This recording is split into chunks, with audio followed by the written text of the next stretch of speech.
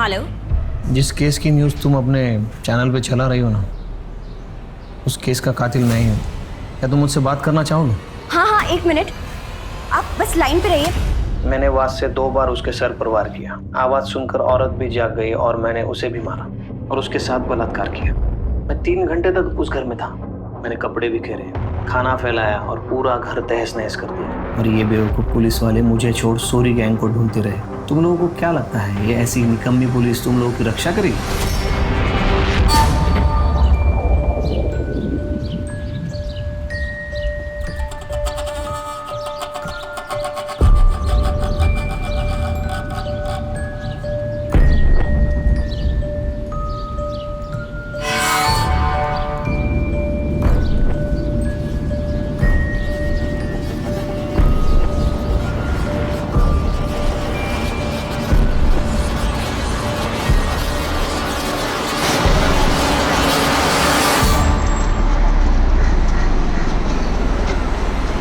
എന്റെ ലഗേജ്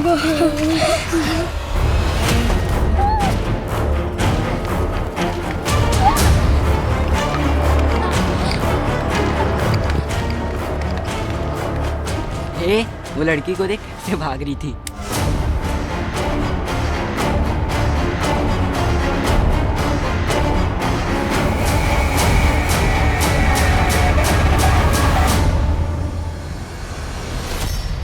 इंसान को जब चोट लगती है तो या तो वो खुद को संभाल कर नैतिकता के रास्ते पर चलता है या फिर वो पतन का रास्ता चुनकर प्रतिघात करता है।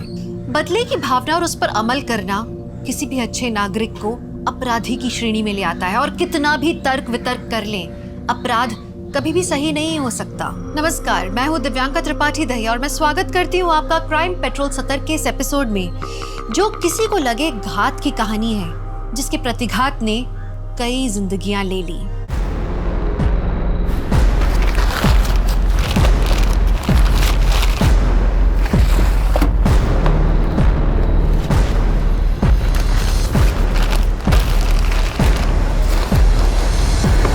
राजू, भैया जी, चल। और मुन्ना को बोलना रास्ते में रुके नहीं कहीं। है भैया टेम्पो निकल रहा है क्या? मैंने ऑडिट नहीं किया अभी तक। वो कोई बात नहीं, तुझे मैं संभाल लूँ। ए बंद करना। ए, ये क्या है? ये क्या है भैया? ये तो इलीगल है। आप खुद तो फंसोगे ही और हम आपके साथ काम कर रहे हैं, पुलिस हमें भी तोड़ेगी। ए, लेके जा टेम्पो। जो भी तूने देखा ना, उसके बारे में ज्यादा किचकिच मत कर। ये पकड़ और अपना मुंह बंद रख, आगे और भी मिलेगा। बेईमानी का काम मैं नहीं करूंगा भैया जी। आपका पैसा और आपका काम, आपको मुबारक।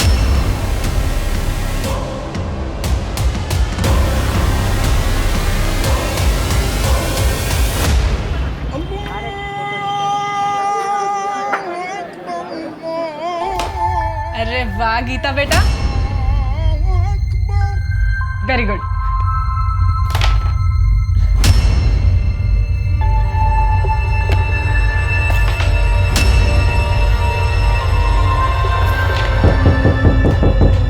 खेलो, मैं आती हूँ।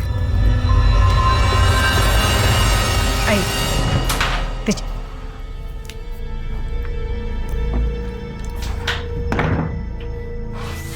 क्या हुआ? कुछ नहीं। अरे क्या हुआ है, बताओगे? अरे वो माधव भैया कट्टे का गैर कानूनी काम करते हैं। मैंने अपने आंखों से देखा आज।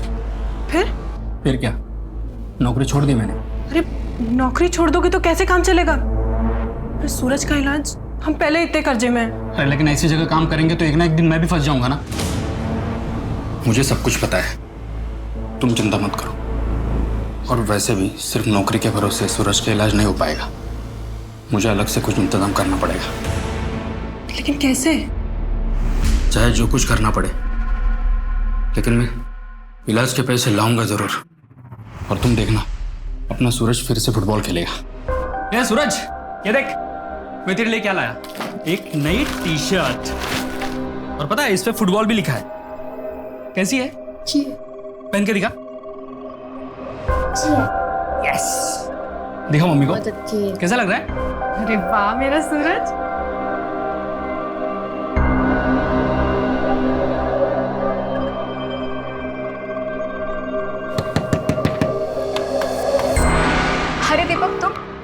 मैं चाय ही बना रही थी। नहीं बेला, थोड़ा जल्दी में हूँ। ये पैसे नीमा ने भिजवाया है। कल 5 टोकरियाँ बिकी थी ना, उसके है। वो सब ठीक है, लेकिन आओ अंदर, मैं चाय बना रही थी, अब साथ में चाय पीते हैं। अरे नहीं, ठीक है। अरे आओ, क्या तुम भी। ये लो। और बताओ, सूरज कैसा है? ठीक है। डॉक्टर ने बोला है कि जल्दी ठीक हो जाएगा, लेकिन पैसे बहुत लगेंगे, कम से कम 5 लाख। 5 लाख? हाँ। इतना सब कैसे करोगे आप? मैं अपने पापा से बात करूं? वो कुछ ना कुछ मदद जरूर कर देंगे। या फिर मेरे जो जेवर थे वो बेच के तुम्हारी मदद हो ही जाएगी। अरे इतना बोला वो बहुत है, मैं कुछ ना कुछ इंतजाम कर रहा हूँ ना। अच्छा, नीमा के घर से दहेज में कुछ नहीं मिला था क्या? मतलब अगर जेवर वगैरह होंगे तो वो बेच दो ना, उतनी ही मदद हो जाएगी। बेला, मैं निकलता हूँ। वो क्या है ना, घर पे सब लोग इंतजार कर रहे होंगे। अरे लेकिन चाय तो खत्म कर लो। सुनो दीपक। अरे दीपक, आते रहना। राशन का 2000, दवाइयों का 4.5, 6.5। अच्छा, चाय बना दूं आपके लिए? अरे नहीं, वो बेला के यहाँ से पी के आया मैं। अच्छा सुनो ना, वो 2000 रुपया था ना मेरे पास, उसमें से 1000 रुपये मैंने गायत्री काकी को दे दिए। उनके पास खाने के भी पैसे नहीं थे। कोई बात नहीं, किसी की मदद करना अच्छी बात होती। अच्छा क्या? मामा जल्दी आइए। सूरज क्या हुआ? सूरज अरे इसकी तबीयत खराब हो गई, इसको हॉस्पिटल लेके जाना पड़ेगा। गीता सुन, तू बेला आंटी के पास चली जा, ठीक है? मैं उनको फोन कर दूंगी, और सीधा वहीं जाना, इधर उधर मत जाना बेटा।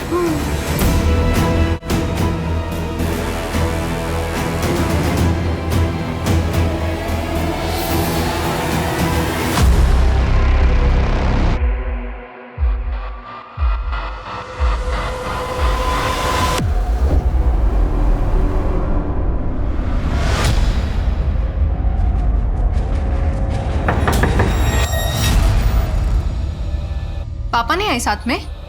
वो सूरज को लेके अस्पताल गए हैं। अच्छा, आओ अंदर। खाना खाया तुमने? थोड़ा सा।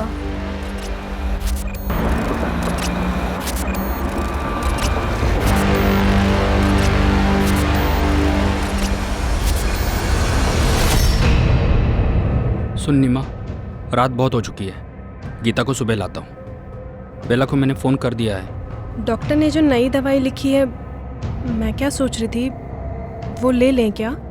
लेना तो पड़ेगा ही। कल मैं माजी के पास चला जाता हूँ, हो सकता है कुछ और मदद कर दे। अच्छा, आप एक बार माधव भैया से बात करके देखो ना।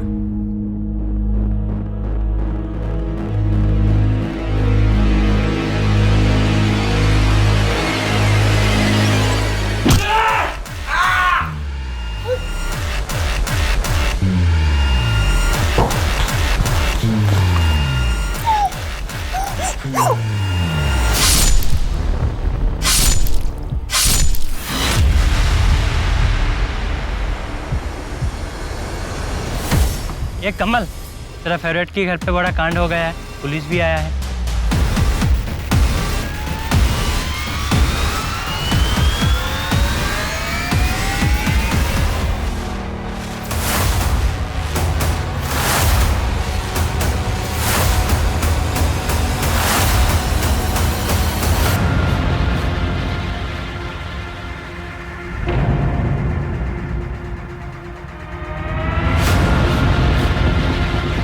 लगता है किसी भारी चीज से इसके सर पे वार किया गया। बहुत ही बेदर्दी से मारा गया है।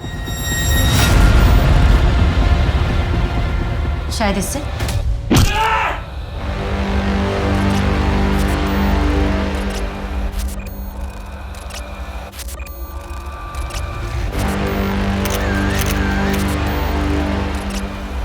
बॉडी पर सिगरेट से जलाए हुए निशान हैं। मारने से पहले बहुत ज्यादा तकलीफ दी गई इसे।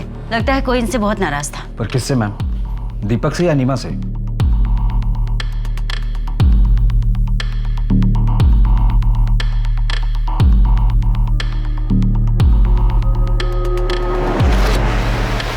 मैम, यहाँ तेल के निशान भी है। और सामान भी बिखरा पड़ा हुआ है। लगता है रॉबरी का मामला है। प्लेट्स पर भी ऑयल के निशान है एक्स्ट्रा। मैम ये मुझे सॉरी गैंग का काम लगता है। मॉडस ऑपरेंडी भी सेम है। वो लोग कच्चे पहन कर निकलते हैं शरीर पर तेल लगाकर, जिससे पकड़े न जाए, और जहाँ चोरी करते हैं वहाँ पर खाना भी खाते हैं। लेकिन मेहता, उन्होंने आज से पहले कोई हत्या नहीं की, एटलीस्ट हमारे सामने तो नहीं। हमारे सामने ऐसा कोई केस नहीं है।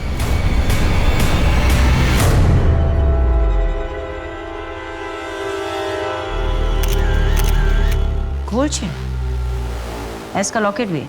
अगर इस घर में रॉबरी हुई है तो फिर इतनी भारी गोल्ड की चेन यहाँ कैसे छोड़ सकते हैं? मैम ये देखिए, ऐसा लग रहा है कि 2 दीवार पर फोटो फ्रेम है, जिसे अभी भी निकाला गया है। फैमिली फोटो, बच्चे भी हैं। एक बेटा और बेटी है, सूरज और गीता। पड़ोसी ने बताया कि सूरज की तबीयत काफ़ी ख़राब हो गई थी, इसलिए कल रात उसे हॉस्पिटल लेकर गए और गीता को नीमा की सहेली बेला के घर भेजा गया। तो सूरज इस वक्त कहाँ है? एस फॉर सूरज, ऐसा हो सकता है कि नीमा ने अपने बेटे के लिए चैन बनवाई हो, या उसका नाम का लॉकेट वो खुद पहन रही हो। मैडम जी, यहाँ कुछ है। इस बोरी पर खून लगा हुआ है। बोलो।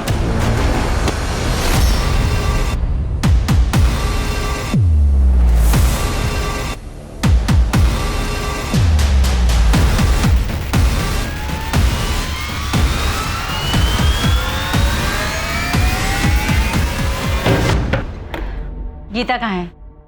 हाँ? गीता कहाँ है? अंदर सो रही है। गीता? गीता? अभी यही तो सो रही थी, पता नहीं कहाँ चली गई। अगर यहीं सो रही थी तो कहाँ जा सकती है? उसे लेने कोई आया था क्या? नहीं, सुबह दीपक आने वाले थे, लेकिन आप लोग यहाँ। देखिए, हमें दीपक, सूरज और नीमा की लाश मिली है उनके घर से। क्या आप बता सकती है कि ये चैन नीमा की है? इतनी बड़ी गोल्ड चेन? नहीं, ये नीमा की नहीं हो सकती। वो इतने अमीर है ही नहीं। सूरज के इलाज के लिए उन्हें 5 लाख जुटाने में बहुत मुश्किल हो रही थी। ये उनकी नहीं हो सकती। बेला जी, एक बात बताइए, अगर गीता यहाँ पर नहीं है तो कहाँ हो सकती है? कहाँ जा सकती है हमें? क्या उसके परिवार की किसी के साथ कोई दुश्मनी थी? नहीं, उनकी किसी से क्या दुश्मनी हो सकती है? नहीं। हाँ, लेकिन एक लंबा चौड़ा पठान कई दिनों से दीपक को ढूंढ जरूर रहा था। कुछ और? नहीं। अगर कुछ याद आए तो प्लीज फोन कर देना। जी।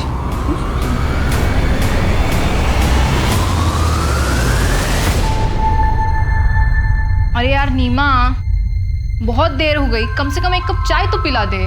बस ये हाथ का काम समेट लूं, फिर बनाती हूँ। अरे तुम लोग अपना काम चालू रखो, मैं चाय बना देता हूँ। हाँ। यार नीमा, तुझे एक बात बोलूं, तू बड़ी खुशनसीब है कि तुझे दीपक जैसे पति मिले। अरे मतलब मेहमानों के बारे में जो इतना सोचता है, वो तो अपनी बीवी को पलकों पर ही बिठा कर रखता होगा ना।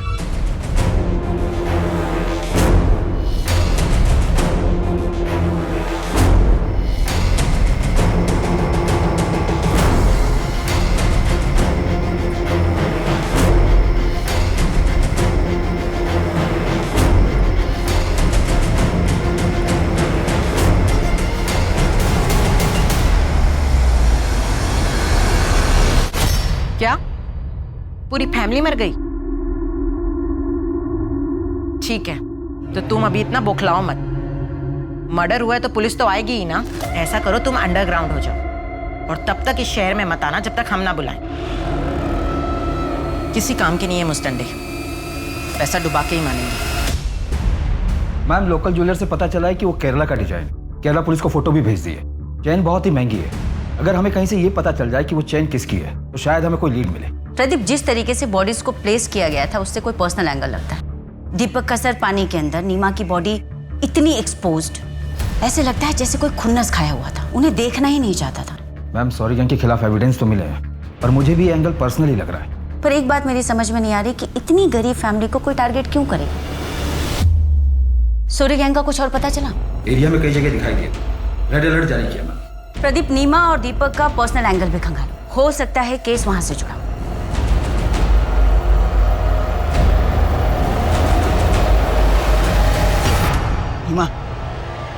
मेरी बात सुनना। मैं तू क्यों अपनी जिंदगी खराब करने पर तुली हुई है? अपने निकम्मे पति और बच्चे की बीमारी के बोझ तले अपनी जवानी मत गला नीमा। अरे छोड़ ये सब झमेला और भाग चल मेरे साथ। मैं तुझे कोई तकलीफ नहीं होने। हिम्मत भी कैसे हुई मुझे ये सब बोलने की? ना तो मेरा पति निकम्मा है और ना ही मेरा बेटा मुझ पर बोझ है। वो जगह तू अपनी फैमिली पे, समझा ना? मेरे पति और मेरे बेटे से मैं बहुत प्यार करती हूँ। दोबारा से मुझे ये सब बातें बोली ना तो पुलिस में शिकायत कर दूंगी तेरी, और मोहल्ले में भी जीना दुश्वार कर दूंगी तेरा मैं।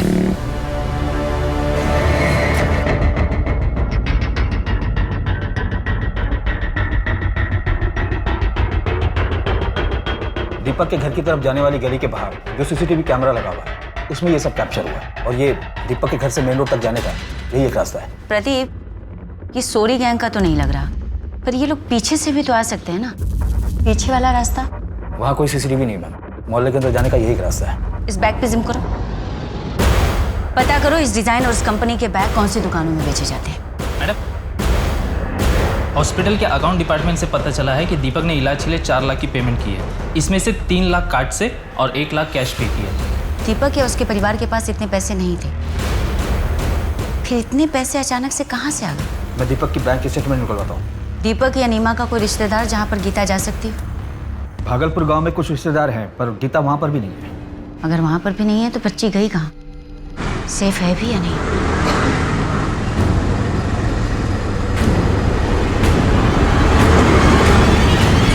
मैंने दीपक के बैंक स्टेटमेंट को चेक किया, उससे क्लियर पता चलता है कि उसने हॉस्पिटल को 3 लाख रुपए कार्ड से पे किए थे, और ये पैसे किसी वैष्णवी ने उसके अकाउंट में ट्रांसफर किए थे। वैष्णवी?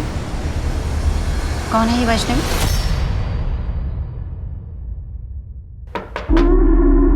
अरे आओ दरोगा, आओ। कहिए कैसे आना हुआ?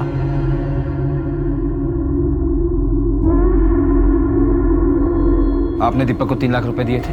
अब क्या करूं दरोगा बाबू, भलाई का काम ही नसीब में आया है। वक्त जरूरत पड़ने पर लोगों की मदद कर देती हूँ, और दीपक को भी 3 लाख रुपए मैंने ही दिए थे, पर सब कुछ कानून के हिसाब से। वो क्या बोलते हैं उसको, बैंक ट्रांसफर। और जब वो पैसे नहीं लौटा पाया तो आपने वसूली के लिए किसी को भेजा था? आफ्ताब को भेजा था। और आपके उस आफ्ताब ने एग्जाम्पल सेट करने के चक्कर में उसको और उसके पूरे परिवार को ही मार दिया। दरोगा बाबू, अगर हम ऐसे ही लोगों को मारने लगे तो लोग हमसे पैसे क्यों लेंगे? 3 लाख रुपए दिए थे, कोई सिक्योरिटी नहीं रखी? सिक्योरिटी के तौर पे घर के पेपर दिए थे उसने। अब तुम बोलोगे उसके मकान के चक्कर में मैंने उसको मार दिया। तुम मेरा घर देखो और उसका मकान देखो। ये आफ्ताब का है? वो तो अपनी गर्लफ्रेंड के साथ लखनऊ गया है घूमने। सर, मैंने वैष्णवी के बारे में सब कुछ पता कर लिया है कि पैसों की वसूली के लिए आफ्ताब नाम का एक बंदा जाता है। हिस्ट्री शीटर है वो, और उस पर सेक्सुअल असॉल्ट के आरोप भी है। बेला ने भी यही कहा था कि दीपक के पीछे कोई लंबा चौड़ा पठान पड़ा था। हो सकता है ये पठान आफ्ताब ही हो। अपने खबरियों को अलर्ट करो, देखते ही आफ्ताब कब तक अंडरग्राउंड रहता है। सर, पर एक बात समझ में नहीं आ रही है कि जब दीपक के घर में भारी गोल्ड की चेन थी तो उसने वैष्णवी से पैसे उधार क्यों लिए? बोल भैया जी, थोड़े पैसों की जरूरत थी मुझे, हर महीने पगार से काट लीजिएगा, और आप बोलोगे तो मैं ओवर टाइम भी कर लूंगा। हाँ बोल, कितने चाहिए? वो 4 से 5 लाख की जरूरत। क्या 4-5 लाख? भाई दिमाग ठीक है तेरा? 10-20 हज़ार की बात होती तो मैं सोचता भी। कुछ भी बोल रहा है? 4-5 लाख। चल जा अपना काम कर। 4-5 लाख? नहीं, तू चीटर है। मैंने चीटिंग नहीं की है सूरज। अरे मेरी रानी है यही नहीं गई है। चीटिंग कर रही है तू, चीटर। क्यों शोर पापा मचा? ने तू पहले तू चीटर है। सुनो मेरी बात। अरे चुप रहो। अब मैं तुमको सिखाऊंगा बिना चीटिंग के कैसे जीतते हैं। नीमा आओ बैठो। ये स्ट्राइकर है। इस ब्रूटल मर्डर केस में तकलीफों से गुजरता लेकिन हंसता खेलता परिवार उजड़ गया था, और इस अपराध को अंजाम देने वाले का कोई सुराग तक नहीं मिल रहा था। फिलहाल उस इलाके में लूटपाट करने वाला सोरी गैंग पुलिस के शक के घेरे में सबसे ऊपर था, लेकिन मुश्किल बात ये थी कि ये सिर्फ रॉबरी का केस नहीं था। दूसरी तरफ सूद पर पैसा देने वाली वैष्णवी थी, जिससे दीपक ने अपने बेटे के इलाज के लिए उधार में पैसे लिए थे और वो उसे लौटा नहीं पा रहा था। लेकिन क्या इन्हीं में से किसी ने इस हत्याकांड को अंजाम दिया था, या फिर कोई ऐसा भी था जो अभी तक पुलिस के शक से बाहर था?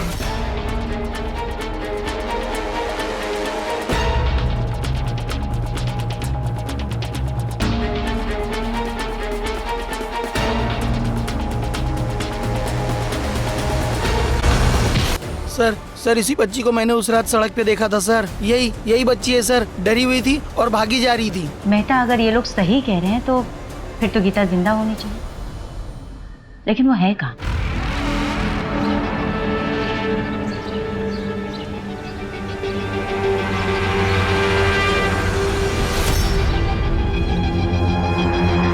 अकेले हो यहाँ?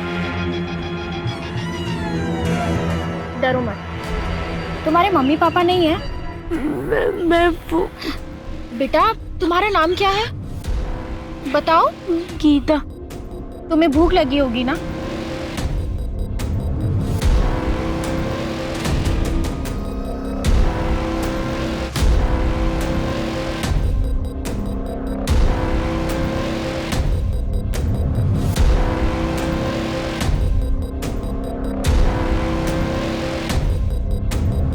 बच्चे को जानते हो आप? अरे ये तो वही है ना, दूसरे वाली गली में रहती है। सुना है इसकी माँ का मोहल्ले में किसी लड़के के साथ लफड़ा था। किसके साथ? वो तो नहीं पता। कुछ तो बताओ यार, कहाँ जाती है, कहाँ आती है? अरे मैंने सुना था तो बता दिया, बाकी आप मोहल्ले में जाके पूछ लीजिए किसी भी। हाँ मुन्ना बोल। मैडम, पता चला है कि दीपक अपनी नौकरी से खुश नहीं था, क्योंकि उसका चक्कर और उसका किसी लड़के के साथ चल रहा था। मुन्ना, तुम ये रोज रोज नई नई कहानियां मत सुनाओ, कोई सॉलिड एविडेंस और जानकारी हो तो बताओ। मैडम, मुझे थोड़ा टाइम दो, मैं उस लड़के की पूरी कुंडली निकाल कर आपके सामने रख दूंगा। कामकाज में ठीक था दीपक, पर सच तो यह है कि वो अपनी सैलरी से खुश नहीं था। अपने बेटे की बीमारी की वजह से उसकी पैसों की ज़रूरत थी भी बहुत ज़्यादा। अब सर, मुझे भी अपना धंधा रन करना है, किसी एक की सैलरी तो बढ़ा नहीं सकता, बाकी लोगों को भी जवाब देना पड़ता। उसका यहाँ पर किसी के साथ कोई पंगा था? नहीं, ऐसा कभी कुछ सुना तो नहीं, पर हाँ सर, कुछ पता लगेगा तो आपको ज़रूर बताऊँगा। ठीक है। पोस्टमार्टम रिपोर्ट के हिसाब से दीपक के सर पर किसी भारी चीज से वार करने की वजह से उसकी मौत हुई, लेकिन उसकी बॉडी पर स्ट्रगल के कोई भी निशान नहीं। जबकि नीमा ने मरने से पहले बहुत स्ट्रगल किया, उसका रेप भी हुआ, वो भी मारने के बाद, यानी कि नेक्रोफिलिया। मतलब ये केस नीमा से कनेक्टेड है। शायद दीपक और सूरज कोलैटरल डैमेज थे। ऐसा भी हो सकता है कि कोई दीपक से नाराज हो, उससे बदला लेने का ये उसका तरीका, क्योंकि रिपोर्ट के हिसाब से पहले दीपक पर वार, फिर नीमा को मारा गया, फिर उसका रेप। नीमा और सूरज की मौत का टाइमिंग ऑलमोस्ट सेम है।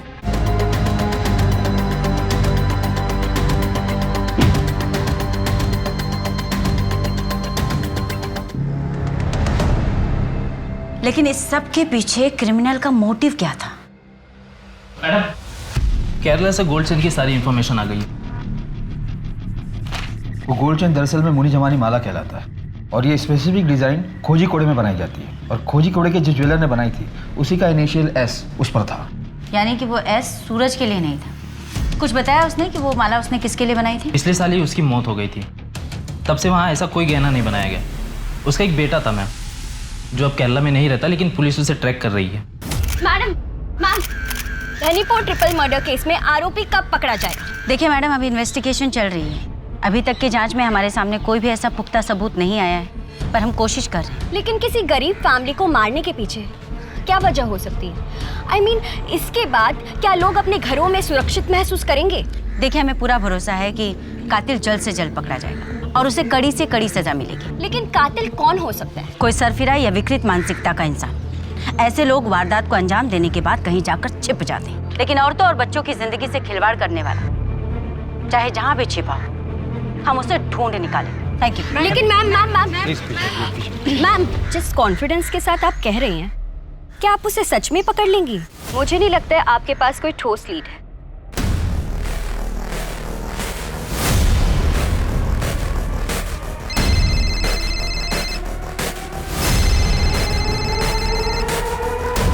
हेलो, जिस केस की न्यूज़ तुम अपने चैनल पे चला रही हो ना, उस केस का कातिल मैं ही हूँ। क्या तुम मुझसे बात करना चाहोगी? हाँ, एक मिनट, आप बस लाइन पे रहिए।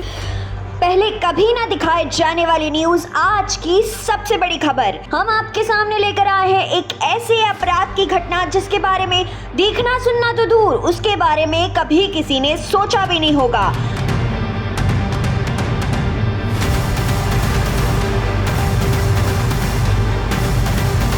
मैम, आपने न्यूज़ देखा? नहीं, क्यों, क्या हुआ? मैंने वास से 2 बार उसके सर पर वार किया, वही वास जो उनके घर को बहुत खूबसूरत बना रहा था। फिर वो बेसुध होकर बिस्तर से गिर गया। आवाज़ सुनकर औरत भी जाग गई और मैंने उसे भी मारा। उसके आदमी को मारने के बाद मैंने उस औरत को खींचा और उसके साथ बलात्कार किया। उनके लड़के को मारने का मेरा कोई इरादा नहीं था, लेकिन वो जाग गया और माँ से पानी मांगने लगा। मैंने उससे कहा वापस सो जा, लेकिन वो मुझसे ही पूछने लगा कि तुम कौन हो, और मम्मी चोर, घर में चोर घुसा है, ऐसे चिल्लाने लगा। तो मैंने उसे बिस्तर के बगल में रखी ईंट से मार दिया। मैं 3 घंटे तक उस घर में था। मैंने कपड़े बिखेरे, खाना फैलाया और पूरा घर तहस नहस कर दिया। और ये बेवकूफ़ पुलिस वाले मुझे छोड़ सोरी गैंग को ढूंढते रहे, जबकि मैं खुला घूम रहा था। तुम लोगों को क्या लगता है ये ऐसी निकम्मी पुलिस तुम लोगों की रक्षा करेगी? आपका नाम क्या है? नाम में क्या रखा है, मैं आप लोगों को बता रहा हूँ, ये निकम्मे पुलिस वाले मुझे कभी नहीं पकड़ पाएंगे, क्योंकि वो मुझ तक कभी पहुँच ही नहीं सकते।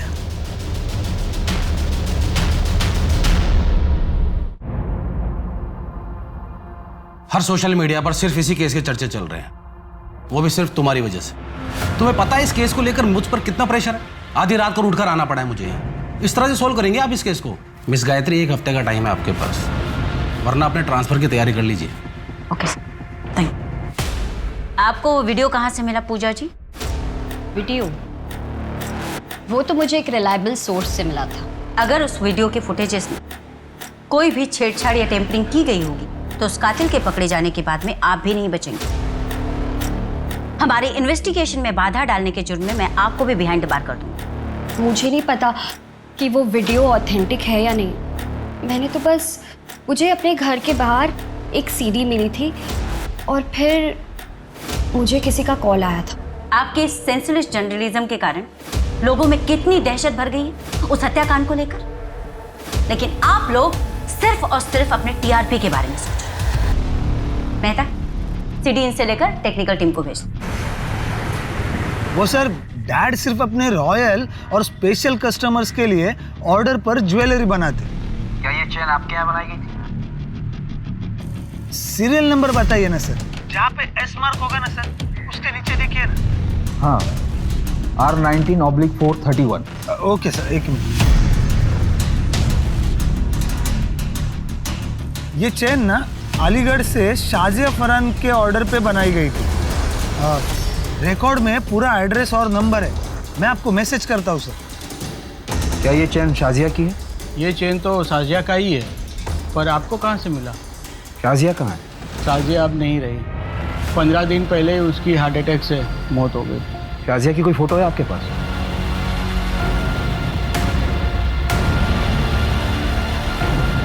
अभी ज्वेलरी के साथ उसे हमने दफन किया था। शाजिया के साथ ये बच्चा कौन है? ये हमारा नवाज़ा है, शाजिया का बेटा। चैन की मिस्ट्री को सॉल्व करना पड़ेगा। एक काम करो मेहता, कोर्ट से ऑर्डर निकलवाओ, इस ताजिया की बॉडी को निकलवाते हैं, एग्जामिन करते हैं। मैम, मुन्ना का फोन भी आया था, उसने बताया कि नीमा के मोहल्ले में एक लड़का रहता है कमल, वो नीमा को पसंद करता था। ले आओ उसे भी।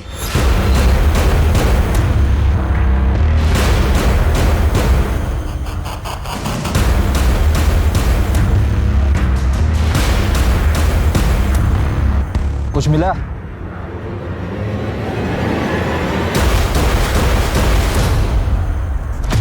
डेड बॉडी पर एक भी ज्वेलरी नहीं है।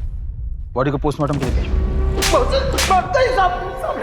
साहब, मैं सच्ची कह रहा हूँ साहब, उस रात में अपनी चचेरी बहन की शादी में गया था साहब। आप चाहे तो रिश्तेदारों से भी पूछ सकते हैं, पूरी रात वही था। तेरी चचेरी बहन का एड्रेस दे।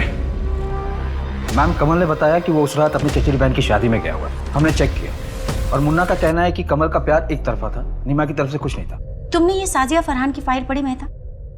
इसके साथ भी नेक्रोफिलिया हुआ था, जैसे नीमा के साथ, और साजिया के साथ तो उसकी डेड बॉडी को कब्र से बाहर निकालकर बलात्कार किया गया।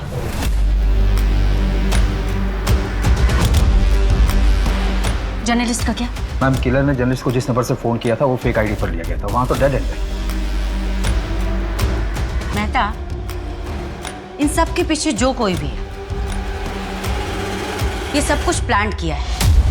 वो ऑयल स्टैंड्स का प्लान करना, खाना जानबूझकर छोड़ना, नीमा के अफेयर वाली बात, दीपक के ऑफिस की प्रॉब्लम वाली बात, ये सब कुछ डेड एंड पर जाकर ठहर जाती। इसका मतलब इस केस को इस केस के इन्वेस्टिगेशन को शुरू से ही गुमराह किया गया। वो क्राइम सीन सिर्फ और सिर्फ हमें मिसलीड करने के लिए क्रिएट किया गया था। क्या सच में इस हत्याकांड की जांच उस शातिर अपराधी के बिछाए जाल में उलझती जा रही थी? इन्वेस्टिगेशन में ये इशारा जरूर मिल रहा था बार बार कि जुर्म करने वाला एक नेक्रोफिलियाक है। अपराधी इतना शातिर था कि हर मिला हुआ सुराग अधूरा था। शहर के लोग दहशत में और पुलिस बेबस, बस एक लीड मिलने का इंतजार कर रहे थे सब। पापा आपने फिर से पकड़ लिया। मेरा चुपकल इधर बैठा है, आजा बाहर। चल चल अब मम्मी को ढूंढते, आजा। मम्मी मम्मी मम्मी कहाँ छुपी है?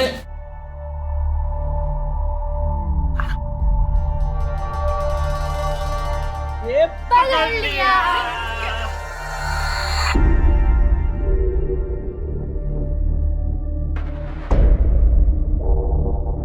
जिस दिन शाजिया की मौत हुई थी उस दिन शाजिया के घर पर कोई ज्वेलर आया था। शाजिया ने अपनी सहेली को फोन करके कहा था कि अगर उसे ज्वेलरी देखनी हो तो उसके घर आ जाए, क्योंकि वो ज्वेलर बहुत ही सस्ते दामों में ज्वेलरी बेच रहा था। हालांकि शाजिया की सहेली शाजिया के घर नहीं आई थी और शाम को जब शाजिया के पेरेंट्स घर आए तो उसकी मौत हो चुकी थी। लेकिन सवाल अभी भी वही है मेहता, क्या कातिल ने जानबूझकर ये सब कुछ सिर्फ इसलिए किया कि वो दीपक और नीमा को मारना चाहता था? उसका टारगेट आखिर कौन था, दीपक या नीमा? और फिर इसमें साजिया कहाँ फिट बैठती? मैम यहाँ हत्या का मोटिव समझ में ही नहीं आ रहा है। वो बच्ची गीता भी नहीं मिल रही। सच कहूँ तो मुझे उस बच्चे की फिक्र होने लगी। पता नहीं ठीक होगी भी या नहीं।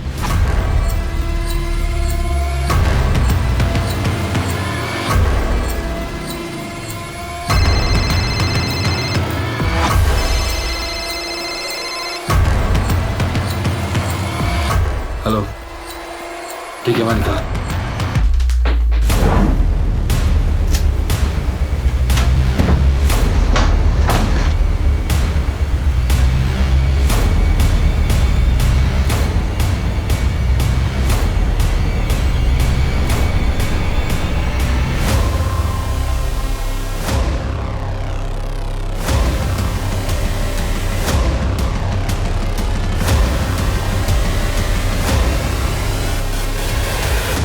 किसका ये? सब ये मेरा नहीं है, वो मैं माधव भैया के लिए डिलीवरी लेने आया था। माधव कौन? माधव पांडे? हाँ वही फर्नीचर वाले माधव। दीपक के काम छोड़ने के बाद तूने शाजिया की लाश कब्र से निकाली और दीपक के घर जाकर क्राइम कर दिया। मैं किसी शाजिया फरहान को नहीं जानता। दीपक और उसकी फैमिली को कैसे मरवाया? सर मैंने ना किसी को मारा ना मरवाया, क्योंकि सर मैं अच्छी तरह जानता था कि दीपक में कंप्लेंट करने की ना तो हिम्मत थी ना टाइम। सर वो तो अपने परिवार में परेशान था। सर मैं एक बिजनेसमैन हूँ, कोई खूनी नहीं हूँ। सब मुझे जाने दो सर। क्या गीता का वहां भी कुछ नहीं पता चला? उस माधव ने कुछ कन्फेस किया? नहीं मैम, कट्टो का इलीगल बिजनेस से यही कन्फेस किया। उसका कहना है कि इस हत्या में उसका कोई हाथ नहीं है। चार्जशीट तैयार करो, इलीगल वेपन और ट्रैफिकिंग के केस में अंदर ही रहो। मैम कमल से भी कुछ निकल नहीं पा रहा है। वो उस रात अपनी चचेरी बहन की शादी में गया था और सुबह 6 बजे निकला था वहां से। जी क्या? ठीक है, हम आते हैं। क्या हुआ? मैम रसूलपुर में एक लड़की मिली है जिसकी डिटेल्स गीता की डिटेल से मैच करती है। आ रही हूँ बाबा। गीता का? कौन गीता? मैडम आप ऐसे अंदर कैसे जा रहे हैं? सही यहाँ ढूंढो। मैं कह रही हूँ ना वहाँ कुछ नहीं है। आप ऐसे कैसे किसी के घर में घुस सकते हैं? मैं बोल रही हूँ ना सर, मैडम मैं बोल रही हूँ ना यहाँ पर कुछ भी नहीं है। कौन कौन रहता है यहाँ पर? मैं और मेरा पति। मैडम देखिए आप जाइए यहाँ से। चप्पल तो किसी बच्ची की लगती है। मैंने कहा ना यहाँ कोई बच्ची नहीं है। एक तो आप बिना किसी परमिशन के मेरे घर में घुस आए हैं और ऊपर से मुझसे क्वेश्चन कर रहे हैं। आप जाइए यहाँ से। मैडम वहाँ कुछ नहीं है, सिर्फ कपड़े हैं। हाँ तो देखने दो। बेटा बाहर आओ, डरो मत। हमें ना किसने किडनैप किया इसे? तूने किडनैप किया? तेरे पति ने? आओ।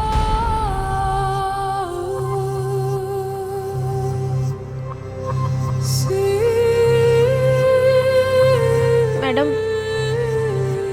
मेरा कोई बच्चा नहीं है, मैं माँ नहीं बन सकती।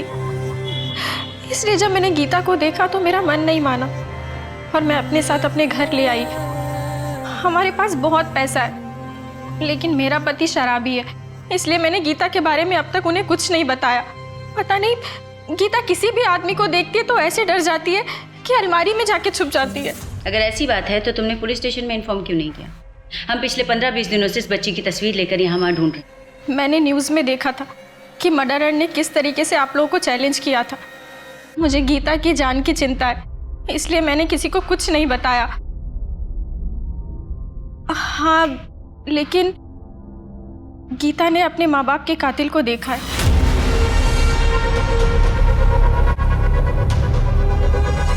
गीता बेटा, डरो मत, याद करो और बताओ उस रात क्या हुआ था, क्या देखा था तुमने?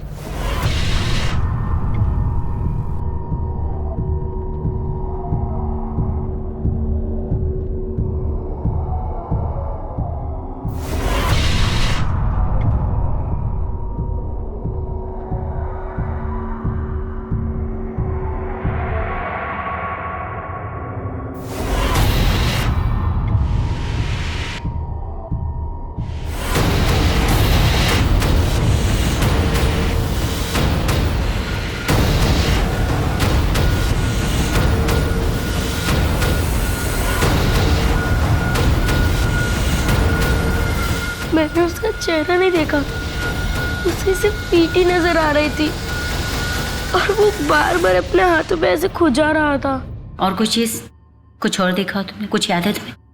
हाँ, उसने अपने कान में बाली पहनी थी। मुन्ना, वो आदमी बार बार खुजली करता था, कान में बाली पहनता था। क्राइम सीन पर उसने ड्रिंक भी किया था, शायद अल्कोहलिक हो। ऐसे किसी भी आदमी के बारे में चारों तरफ पता करो, ढूंढो उसे। ठीक है? अच्छा मुन्ना, तुमने एक बार नीमा के अफेयर के बारे में बात बताई, पर आगे कोई लीड नहीं दी। कि बच्चे को जानते हो आप? देखो भाई, लड़के के बारे में कुछ मालूम नहीं मुझे। माँ के बारे में पूछोगे तो मोहल्ले में कोई भी तब वो खुजली करते जा रहा था और मेरे को नीमा के बारे में बता रहा था। तुमने उसे देखा था? स्केच बनवा सकते हो? हाँ साहब, कोशिश करूंगा।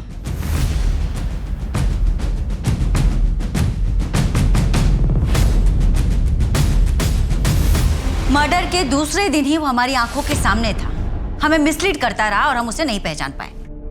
आज की तारीख में हमारे पास केवल उसका स्केच है और हम उसके बारे में कुछ नहीं जानते। हेलो, क्या? कहाँ? कोलकाता?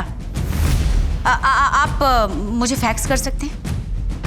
जी, please note down the number 44344610। Kolkata में भी आज से 2 साल पहले नेक्रोफेलिया का केस हुआ था, वहां भी विक्टिम का बेटा गायब। मैडम, कोलकाता पुलिस हेडक्वार्टर से फैक्स आया है। विक्टिम का नाम मौसमी।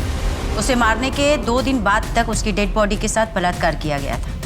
उसके बाद उसकी बॉडी एक फैक्ट्री के शेड में बरामद हुई। उसका 12 साल का बेटा था। आखिरी बार वो खुर्जा में देखा गया। इस मामले में भी सस्पेक्ट एक साड़ी बेचने वाला था जो अक्सर मौसमी से मिलने आया करता था, क्योंकि मौसमी को नई डिजाइन की साड़ियों का शौक था और वो उसकी कमजोरी थी। ये वही स्केच वाला है शायद, जिसकी शिकार सारी औरतें और उनके बच्चे हुए। लेकिन मैम, ये कोइंसिडेंस भी तो हो सकता है। ये भी तो हो सकता है कि इस बार कोई कोइंसिडेंस ना हो, उसकी मोडस ऑपरेंडिंग ही ऐसी हो। वो पहले औरतों की कमजोरी का पता लगाता हो, उसके बाद में उन्हें अपना शिकार बनाता हो। लेकिन नीमा की वीकनेस क्या थी? सूरज और उसके इलाज में लगने वाली महंगी दवाइयाँ। मेहता, एविडेंस में जो हमने दवाइयाँ रखी थी, पता करो दवाइयाँ कहाँ से लाई गई थी। क्या ये मेडिसिन आपके स्टोर की है? हाँ, ये मेडिसिन हमारे स्टोर की। क्या तुमने कभी इस आदमी को देखा है? हाँ, शायद ये आदमी हमारे स्टोर पे मेडिसिन लेने आया था। हाँ, याद आया। उसने बताया था कि वो अलीगढ़ हॉस्पिटल में वार्ड बॉय है।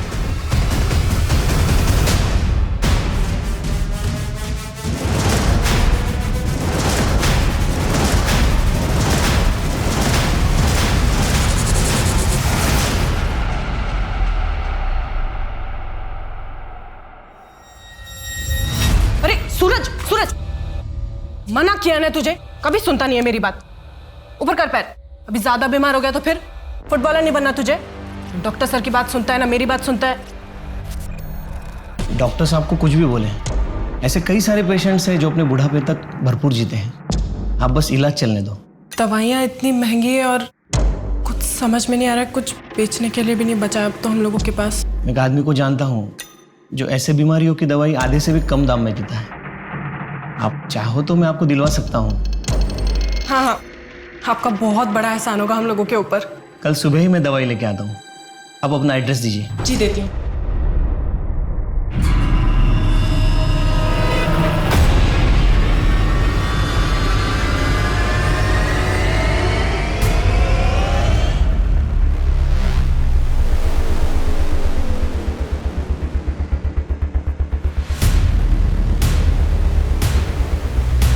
चेक करो।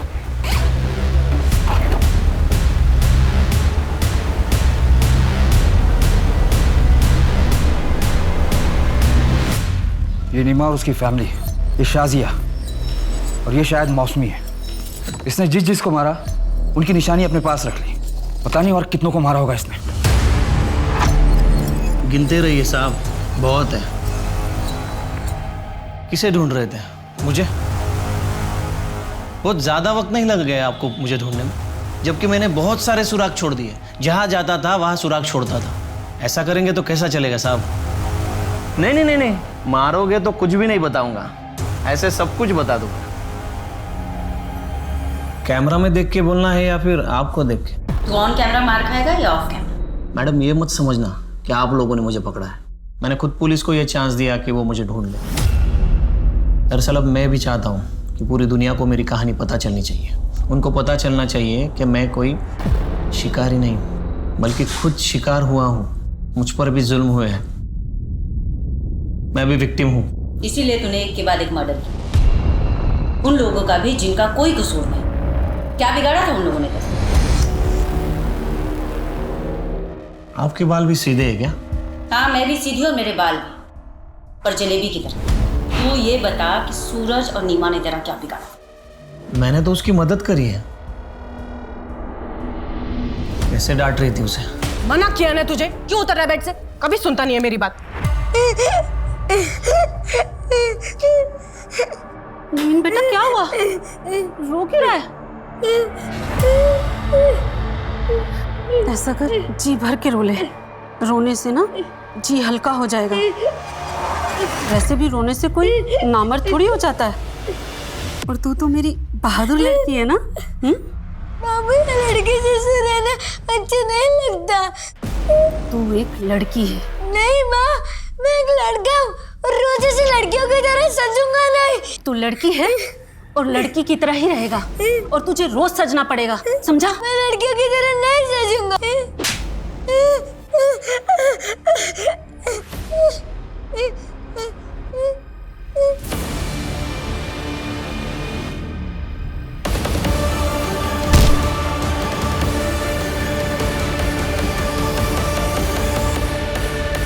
बहुत सुन ली तेरी कहानी। अब ये बता कि ये सब तूने क्यों किया? कोई अपने बच्चों को डांटे, उन पर अपना हक जमाए, उनको तकलीफ दे, मुझसे बर्दाश्त नहीं होता। और मैडम, ये सभी औरतें वही कर रही थी। मैंने उन्हीं औरतों को मारा जिनके बाल सीधे थे, और उन सभी औरतों के बालों में से मुझे वही खुशबू आती थी जो मेरी माँ के बालों में से आती थी। मुझे जितना तुझ पर गुस्सा आ रहा है ना, उससे कहीं ज्यादा तरस आ रहा है। जिस माँ की जातियों और परवरिश की तू बात कर रहा है, तू बिल्कुल उसके जैसा बन गया। मैं कोर्ट से रिक्वेस्ट करूंगी कि तुझे ऐसी कड़ी से कड़ी सजा मिले ना कि दूसरा कोई तुझ जैसा ना बने। नवीन पूरी दुनिया को ये बताना चाहता था कि उसके साथ कितना अन्याय हुआ था। उसे ये लगता था कि वो शिकारी नहीं, वो खुद शिकार है।